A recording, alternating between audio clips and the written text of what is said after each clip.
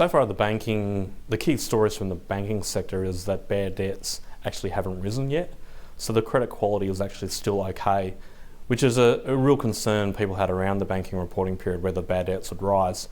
At the moment, it's still very specific around corporate bad debts, and that is very limited scope at the moment. So underlying credit quality is still okay in the banks. Yeah, I think the banks have been in the sweet spot for the last 5 years. So cyclically, we're at all-time lows on the bad debts, so around 17 basis points. They should be around 40 to 50 basis points over time. And then on the structural side, they've got the Basel IV, which we're not sure about how stringent the capital requirements will be.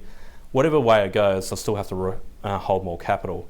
So I think structurally and cyclically, they've got a lot of headwinds going forward. So be waiting for interest to see where the capital requirements on the Common Equity Tier 1 ratio sit in Basel IV, and also the impost of the net stable funding ratio, how that will get implemented, and the cost to the banks on the source of funding. I guess the key takeaway, the positive takeaway, is that credit quality is actually okay on the domestic and SME and the resi side of the business. So, I mean, that is a key positive from this result.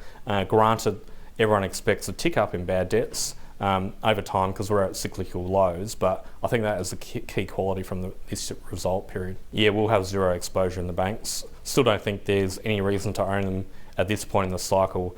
I think they're still short capital, probably in aggregate around $15 to $20 billion short. So I think there'll be an opportunity potentially if bad debts tick up to participate in an equity raise. Potentially. I mean, if they start to derate now ahead of the capital requirements, it could be a great opportunity to own them. I'm just worried about the bad debt cycle. They're at cyclical lows, and you really got to factor that into your evaluation. Put them on a normal bad debt cycle, and they suddenly don't look so cheap.